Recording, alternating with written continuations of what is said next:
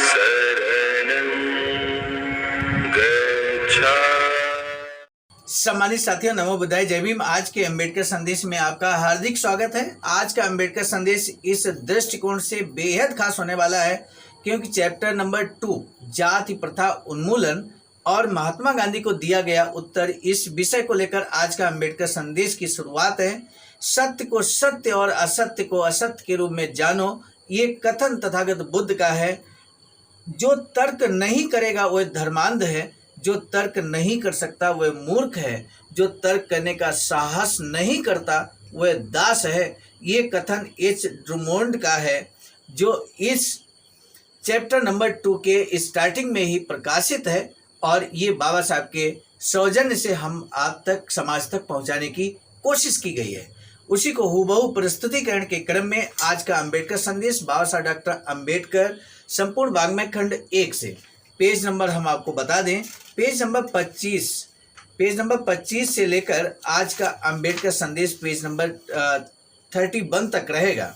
सम्मानित साथियों, बेहद खास और महत्वपूर्ण अंबेडकर संदेश होने के नाते हमारा आपसे विशेष निवेदन है कि इस अंबेडकर संदेश को आपको अंत तक वॉच करना चाहिए, जो कि BBAIC अर्थात Buddha Bodhisattva Ambedkar international centre BBAIC Sarnath, Varanasi, राज्य उत्तर प्रदेश, देश भारत के सौजन्य से आपकी सेवा में प्रस्तुत किया जा रहा है।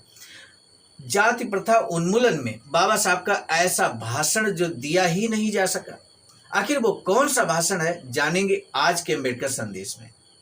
भाषण तैयार तो किया लेकिन बाबा साहब दे नहीं सके उस स्पीच को। जब भारी परेशानी का सामना करना पड़ा, ऐसी भी परिस्थितियां आई, भाषण दिया नहीं जा सका। लेकिन इन परिस्थितियों में एक बार ऐसा जब बाबा साहब को बहुत भारी परेशानी का सामना करना पड़ता है, आज के अंबेडकर संदेश में जानेंगे। तो आइए शुरू करते हैं आज का अंबेडकर संदेश।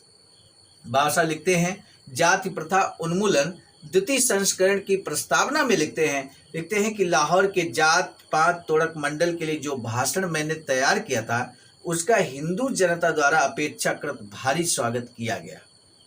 ये भाषण मैंने मुख्य रूप से इन्हीं लोगों के लिए तैयार किया था। 1500 प्रतियों का अंग्रेजी संस्करण इसके प्रकाशन के 2 महीनों के भीतर ही समाप्त हो गया। 1500 यानी कि 1500 प्रतियां समाप्त हो गई 2 महीने के अंदर। इसका गुजराती और तमिल में अनुवाद किया गया। अब इस भाषण का मराठी, हिंदी, पंजाबी और मलयालम में अनुवाद किया जा रहा है। अंग्रेजी पाठ की मांग अभी भी निरंतर बनी हुई है, इसलिए इस मांग को पूरा करने के लिए दूसरा संस्करण निकालना आवश्यक हो गया है। इतिहास की दृष्टि और अनुरोध को ध्यान में रखते हुए मैंने निबंध के मौलिक स्वरूप अर्थात भाषण के स्वरूप को यथावत बनाए रखा। हालांकि मुझसे कहा गया था कि मैं इसे सीधी वर्णनात्मक शैली में नया रूप दूं। इस संस्करण में मैंने 2 परिशिष्ट जोड़े हैं। परिशिष्ट 1 में मैंने हरिजन में अपने भाषण की समीक्षा के रूप में श्री गांधी द्वारा लिखे गए 2 लेख और जात पात तोड़क मंडल के एक सदस्य श्री संतराम को लिखा गया उनका पत्र संकलित किया है। परिशिष्ट 1 में यानी कि महात्मा गांधी के द्वारा हरिजन नाम की एक पत्रिका प्रकाशित की जाती थी और उसी हरिजन शब्द का यहाँ इस्तेमाल किया गया है। परिशिष्ट 2 में मैंने परिशिष्ट 1 में संकलित श्री गांधी के लेखों के उत्तर में अपने विचारों को प्रकाशित किया है। श्री गांधी के अलावा अन्य अनेक लोगों ने मेरे उन विचारों की तीखी आलोचना की है जो मैंने अपने भाषण में व्यक्त किए थे, किंतु मैंने ये महसूस किया है कि इस प्रकार की प्रतिकूल टिप्पणियों पर ध्यान देते हुए मैं अपने को केवल श्री गांधी तक ही सीमित रखूं। मेरे ऐसा करने का कारण यह नहीं है कि इनकी बात में इतना वजन है कि इसका उत्तर दिया जाना चाहिए, बल्कि कारण यह है कि अनेक हिंदुओं की दृष्टि में श्री गांधी एक आप्त पुरुष हैं और इतने महान हैं कि जब वे किसी बात पर कुछ कहने लगते हैं तो ये आशा की जाती है कि सब बहस खत्म हो जानी चाहिए और इस पर किसी को कुछ भी नहीं बोलना चाहिए। किंतु संसार ऐसे विद्रोहियों का ऋणी है जिन्होंने धर्म गुरुओं के मुंह पर ही तर्क करने का साहस किया है और जोर देकर कहा है कि आप जो कहते हैं वही सही नहीं है। मुझे ऐसा श्रेय नहीं चाहिए जो प्रत्येक प्रगतिशील समाज को अपने विद्रोहियों को देना चाहिए। यदि मैं हिंदुओं को इस बात का एहसास करा दूं कि वे भारत के ऐसे व्यक्ति हैं जिनमें दोष व्याप्त है, और उनके दोषों से अन्य भारतीयों की खुशहाली और प्रगति को खतरा उत्पन्न हो रहा है तो मुझे संतोष होगा। ये द्वितीय संस्करण की प्रस्तावना में बाबा साहब ने लिखा है। जो स्पीच यहाँ पर बाबा साहब देना चाहते थे लाहौर में अध्यक्षीय भाषण के रूप में, तो उस स्पीच के क्रम में यहाँ पर जो प्रस्तावना है वो आपने देखा। बाबा साहब का मुख्य उद्देश्य यहाँ पर उस स्पीच का ये है कि वो एहसास कराना चाहते थे हिंदू जनता को कि उनको इस बात का एहसास होना चाहिए कि उनके अंदर ऐसे कुछ दोष हैं जिसकी वजह से अन्य भारतीयों की खुशहाली और प्रगति को खतरा उत्पन्न हो रहा है। तो ये एहसास कराना बहुत जरूरी है, इसलिए ये द्वितीय संस्करण की प्रस्तावना में बाबा साहब ने इस बात को जिक्र किया है। तीसरा जो संस्करण बाबा साहब का प्रकाशित होता है 1937 में दूसरा संस्करण प्रकाशित हुआ था और उसके ठीक थोड़े दिन बाद यानी कि 1944 में तीसरा संस्करण प्रकाशित होता है। तो इस तरह से यानी कि बाबा साहब यहाँ पर लिखते हैं कि इस निबंध का दूसरा संस्करण 1937 में प्रकाशित हुआ था और बहुत थोड़े ही समय में वह बिक गया। काफ़ी समय से इसके नए संस्करण की मांग आ रही थी। मेरी मंशा थी कि मैं इस निबंध को नया रूप दूं और इसमें अपने एक अन्य निबंध भारत में जातियां, उनका उद्गम और उनकी संरचना को भी शामिल कर दूं।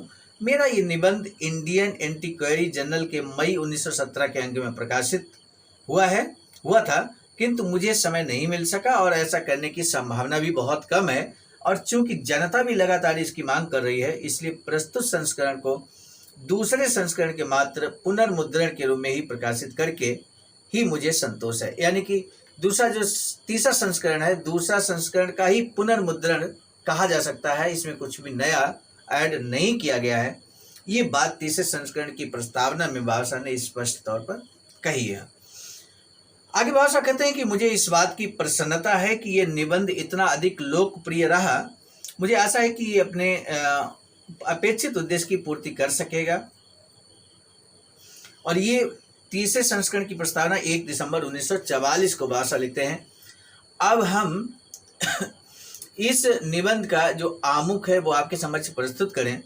12 दिसंबर 1935 को बाबा साहब लिखते हैं कि 12 दिसंबर 1935 को मुझे जात पात तोड़क मंडल के मंत्री श्री संत राम का पत्र प्राप्त हुआ, जो इस प्रकार है। जात पात तोड़क मंडल क्या है, इस बारे में भी आज के अम्बेडकर संदेश हम लोग जानने वाले हैं।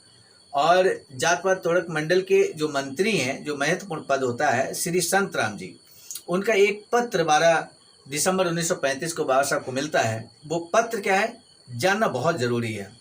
सम्मानित साथियों, आप अगर हमारे चैनल पर पहली बार आए हैं तो चैनल को बेल आइकन के साथ अगर सब्सक्राइब नहीं किया है तो आपको तुरंत कर लेना चाहिए, क्योंकि ये महत्वपूर्ण चैनल है। अम्बेडकर संदेश यहाँ पर आपको हर दिन सुबह 5 बजे मिलता है। पत्र में श्री संतराम का जो पत्र बाबा साहब को मिलता है उसमें लिखा है कि प्रिय डॉक्टर साहब, यानी कि बाबा साहब को संबोधित करते हुए वो लिखते हैं कि आपके 5 दिसंबर के कृपा पत्र के लिए बहुत बहुत धन्यवाद। आपकी आज्ञा के बिना मैंने इसे प्रेस को दे दिया है, इसके लिए मैं आपसे क्षमा चाहता हूँ। मैं समझता हूँ कि इसके प्रचारित करने में कोई हानि नहीं है। आप एक महान चिंतक हैं और मेरा ये सुविचारित मत है कि आपने जाति समस्या का जितनी गहराई से अध्ययन किया है उतना किसी और ने नहीं किया। मुझे स्वयं और हमारे मंडल को हमेशा ही आपके विचारों से लाभ पहुंचा है। मैंने अनेक बार क्रांति में इसका प्रचार और स्पष्टीकरण किया है और अनेक सम्मेलनों में इस पर भाषण भी दिए हैं। मैं आपके इस नए सूत्र अर्थात जिन आर्थिक विश्वासों पर जाति प्रथा की नींव खड़ी है, उनके अस्तित्व की समाप्ति के बिना जात पात को तोड़ना संभव नहीं होगा की व्याख्या को पढ़ने का बहुत उत्सुक हूँ। कृपया अपनी सुविधानुसार यथाशीघ्र विस्तार से इसकी व्याख्या करें ताकि हम इस विचार पर प्रेस और मंचों में समर्थन कर सकें। फिलहाल मैं इस संबंध में पूरी तरह स्पष्ट नहीं हूँ। यहाँ एक आर्टिकल भाषा लिखते हैं, जिन आर्थिक विश्वासों पर जाति प्रथा की नींव खड़ी है उनके अस्तित्व की समाप्ति होनी चाहिए के बिना जात पात को तोड़ना संभव नहीं होगा। तो ये इस शीर्षक पर विस्तार से यानी कि स्पष्ट करने की बात अपेक्षा की गई है। आगे लिखते हैं कि हमारी प्रबंध कार्यकारिणी समिति का आग्रह है कि आप हमारे वार्षिक सम्मेलन का अध्यक्ष बनना स्वीकार करें। यहाँ पर बाबा साहब को अध्यक्ष बनने का आमंत्रण दे दिया जाता है। हम आपकी सुविधा अनुसार इस सम्मेलन की तारीखों में परिवर्तन कर सकते हैं। पंजाब के स्वतंत्र विचारों वाले हरिजनों की आपसे मिलने और अपनी योजनाओं पर आपसे विचार विमर्श करने की बड़ी इच्छा है। सामान्य साथियों, ये चूँकि लेख बहुत पुराना है और 1937 कह सकते हैं, 1937-44 के बीच का है, तो ऐसे में यहाँ पर काफ़ी मुश्किल होगा कि उस समय जो शब्दावली यूज होती थी एससी दलित वर्ग के लिए, एससी एसटी के लिए, वो हरिजन शब्द लगातार यूज किया जा रहा है। तो इसलिए यहाँ पर हरिजन शब्द बार बार आ रहा है। वर्तमान में हरिजन शब्द गैर संवैधानिक है, ये हम सभी वाकिफ हैं इस बात से।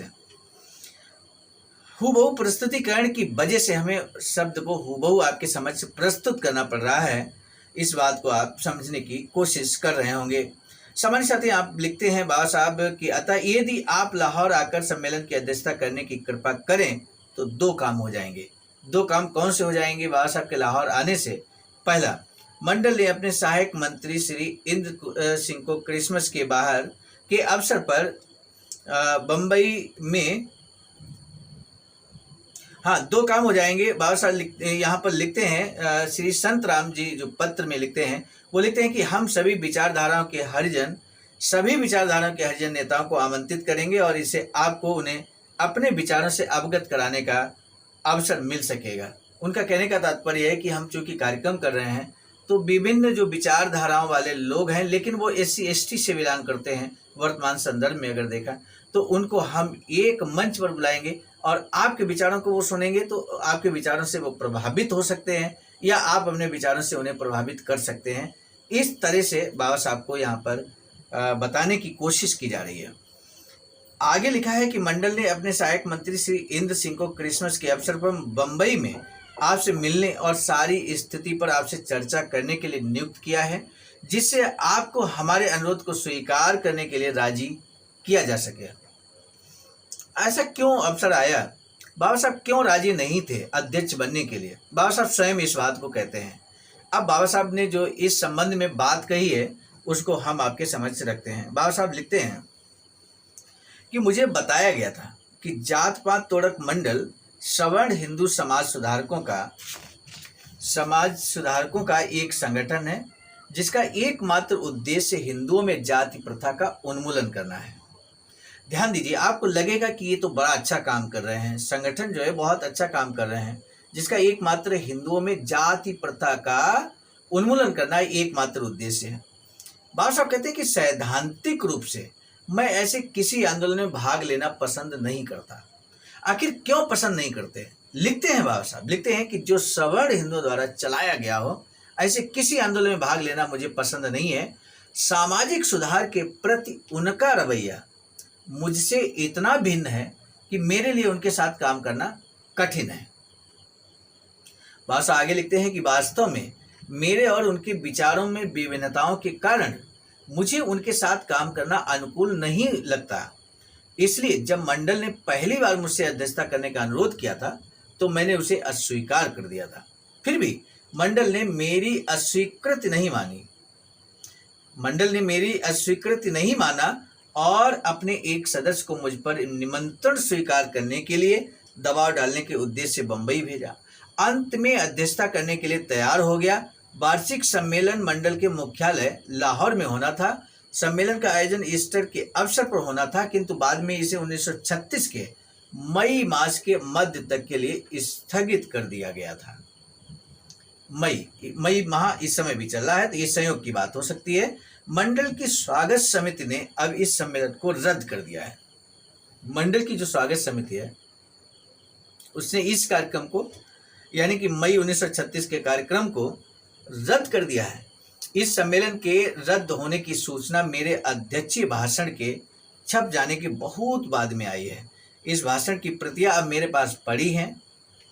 क्योंकि मुझे अध्यक्षीय पद से ये भाषण देने का अवसर नहीं मिला, इससे जनता को जाति प्रथा से उत्पन्न समस्याओं पर मेरे विचारों को जानने का अवसर नहीं मिल सका।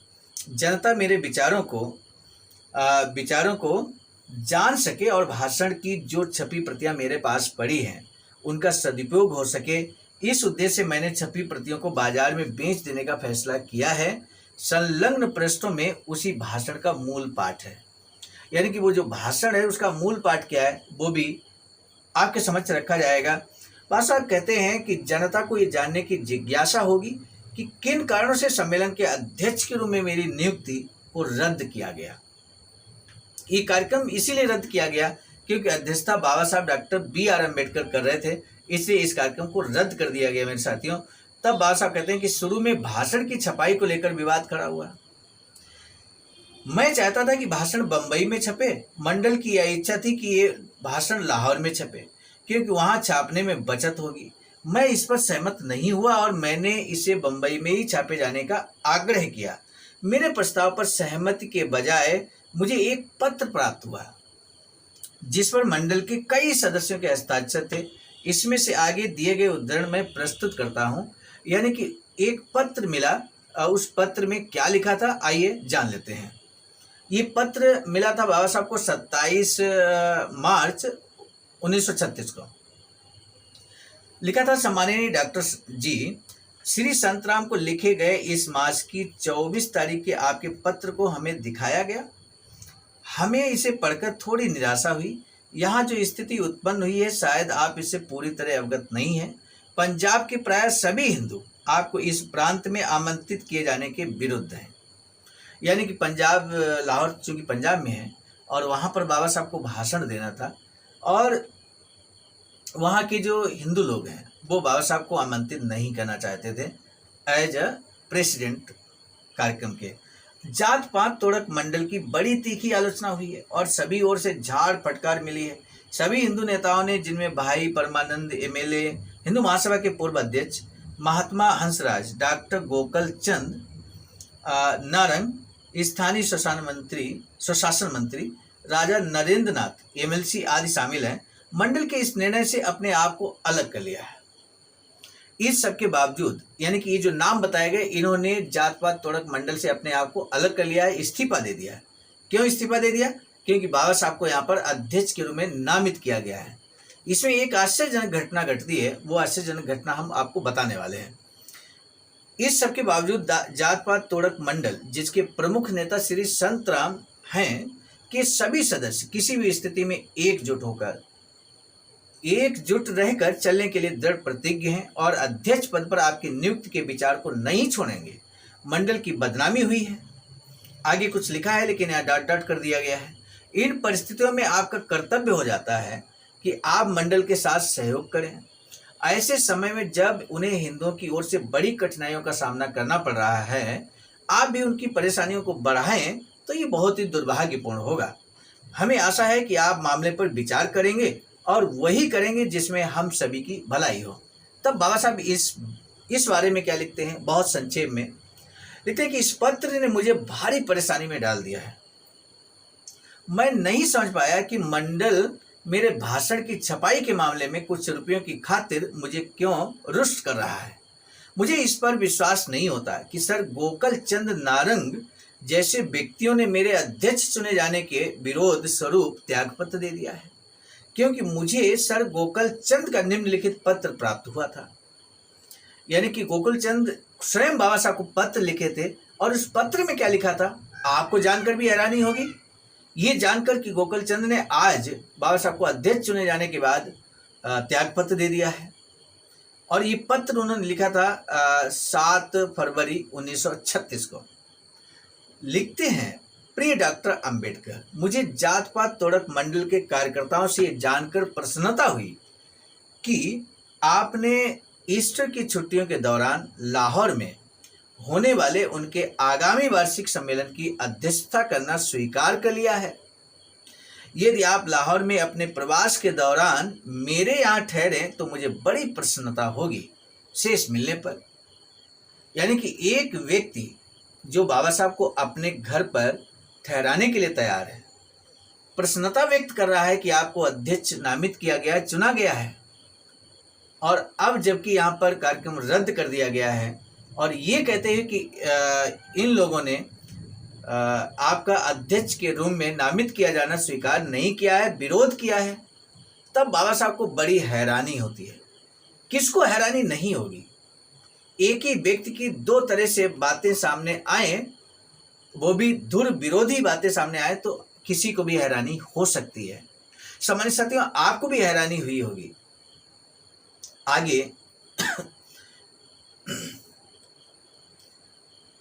बाबा साहब लिखते हैं कि सच्चाई चाहे जो कुछ भी हो, मैं इस दबाव के आगे नहीं झुका।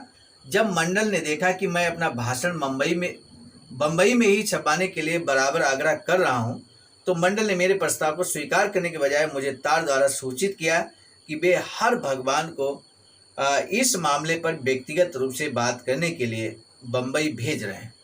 श्री हर भगवान 9 अप्रैल को बंबई आए। उसके बाद क्या कुछ घटित हुआ, ये हम अगले अम्बेडकर संदेश में आपको बताएंगे। आज के अम्बेडकर संदेश का जो महत्वपूर्ण प्रश्न है वो ये है कि जात पात तोड़क मंडल के मंत्री का नाम क्या है। जात पात तोड़क मंडल के मंत्री का नाम आपको बताना है। इसी के साथ आज के अम्बेडकर संदेश जो कि खास है, बहुत इंपॉर्टेंट है, आप जरूर इसे शेयर करेंगे, ऐसा मुझे पूरा भरोसा है, विश्वास है। इसी के साथ आज के अम्बेडकर संदेश को यहीं पर रोकने की दीजिए इजाजत। मिलेंगे नए अम्बेडकर संदेश में। आप सभी को सादर नमो बुद्धाय, जय भीम। एक वैचारिकी सेंटर निर्माणाधीन है सारनाथ वाराणसी में, जहां पर 14,000 स्क्वायर फीट जमीन परचेज कर ली गई है। Ring road, green city, Faridpur, Sarnath में। वैचारिकी सेंटर के प्रशासनिक ब्लॉक का निर्माण कार्य कंप्लीट हो चुका है। शानदार बेहतरीन प्रशासनिक ब्लॉक का निर्माण पूर्ण हो चुका है। आगे अब मुख्य भवन को बनाने की बारी हम सबकी है, और इस हेतु आप दिए गए अकाउंट नंबर पर अपना अमूल्य योगदान कर सकते हैं।